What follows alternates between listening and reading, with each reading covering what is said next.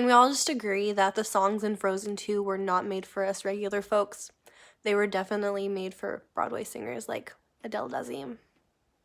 Hey guys! So today I wanted to talk about a hot topic regarding our favorite icy queen, Elsa from Disney's Frozen. If you're an obsessed Disney fan like the majority of us who love to analyze the lives of fictional characters, then likely you've already seen Disney's Frozen 2. It came out last week. I already saw it. I saw it on opening weekend and I have a lot of thoughts. This video isn't going to be a review of the movie. I will say I absolutely loved it though.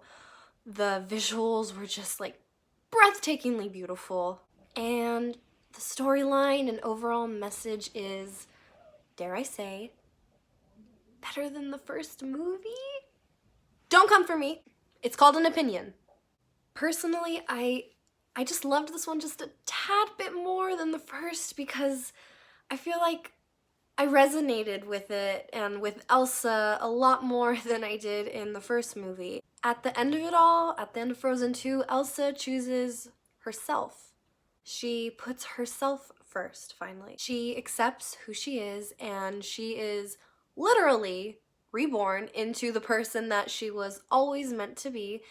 And to me, that's a beautiful message. I think that I resonated so much with Elsa in this one is because I'm kind of currently living her situation. In the past, Elsa struggled with who she was and what she was made for, and I've been dealing with kind of the same thing. I mean, this past year, my life has changed so much. I've been in a committed relationship with myself, and I've learned that it's okay and sometimes necessary to put yourself first. Even if it makes you feel guilty or it may feel wrong, it's okay to put yourself first. Like Elsa, I've gone through a major physical transformation. I've lost almost 45 pounds in the span of a year and a half. When the first film came out, which was 6 years ago, I was still a senior in high school, and in about 3 weeks, I'm going to be getting my BA degree, so a lot has changed since the first movie came out. During Elsa's song, Show Yourself, I got really emotional. At the end of the film, she chooses a life of freedom. I was so happy for her, and honestly, to me, the ending was like perfectly satisfying. I feel like there's no need for a third movie because the sequel summed up Elsa's entire journey perfectly. There was no need for another movie. When I was done watching the film, I went home and immediately did what I always do when I watch something I really enjoyed. I go online to read what everybody else thought. So as I was reading articles and comments, I was surprised and a bit disappointed to find that instead of people appreciating Elsa's whole storyline and journey, people were more upset and focused on the fact that she wasn't given a girlfriend in the sequel. Now, when Frozen 2's trailer was released, we were introduced with just a snippet of a young Queen Iduna, the girl's parents.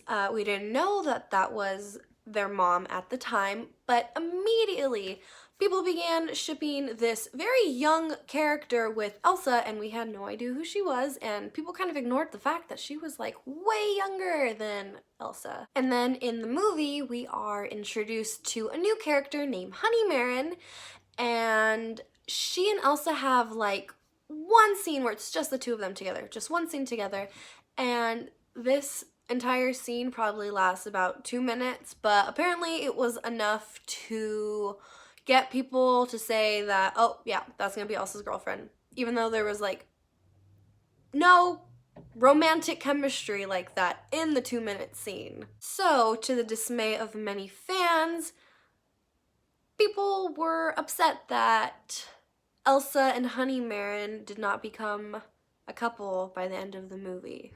Here's the thing.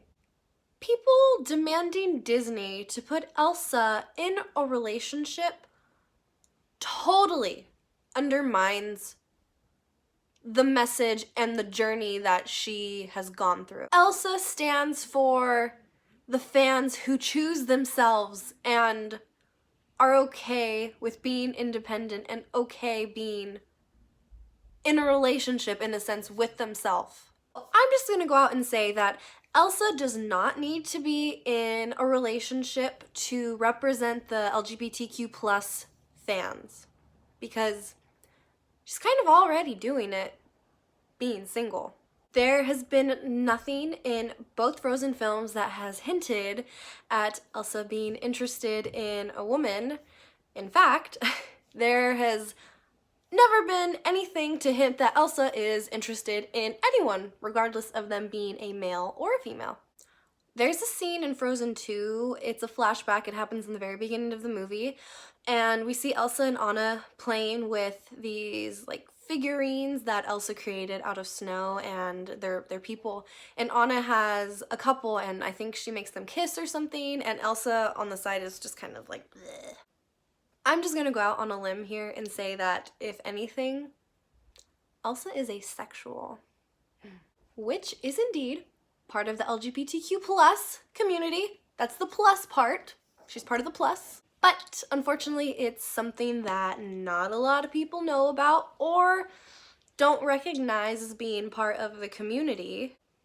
It's so unknown to the point where people who do fall on that spectrum of asexuality, also known as ace, people don't know that they are ace because they didn't even know that that could be a thing. What I'm saying is, if people want representation, they got it. Don't try to force this character to be something that she's not.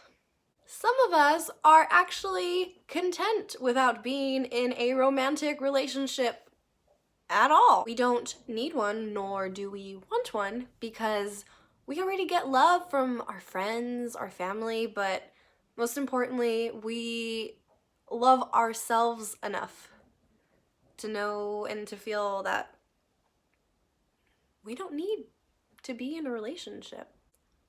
I don't think that Disney is going to shy away from eventually creating a gay or character who fits under the LGBTQ community. I don't think that they're going to shy away from it. I do think that eventually we are going to get one. It's going to happen. But with that being said, I don't think that Elsa is that character. That's not her story to tell. It's not the story that Disney wanted to tell. I think it's unfair to complain about Frozen 2 solely for the fact that Elsa was not given a girlfriend. Because again, that's not her story. Her story is about finding love within yourself and accepting yourself as you are. And to me, that's the most perfect story Disney could have told. So yeah, I'm thankful for Elsa's story because I see myself in her. When I saw the first Frozen film, I saw myself in Anna, actually. I didn't really connect with Elsa, but 6 years later, here I am, and I see myself in Elsa, I really do.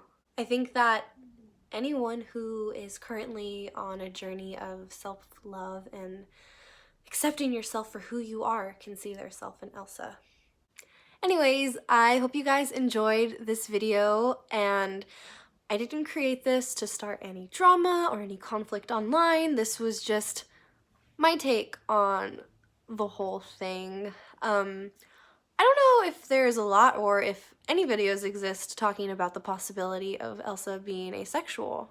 A lot of the times we see people saying, "Oh, Elsa is so gay," but nobody talks about the fact that she could be asexual. I mean, when you really think about it, there's more proof, if you will, in that direction of her being asexual, because she doesn't like anyone. But anyways, what do you guys think? Did you enjoy the film? What are your thoughts on it? What are your thoughts on the new things that I have brought into light? Let me know. And thanks for watching. Bye!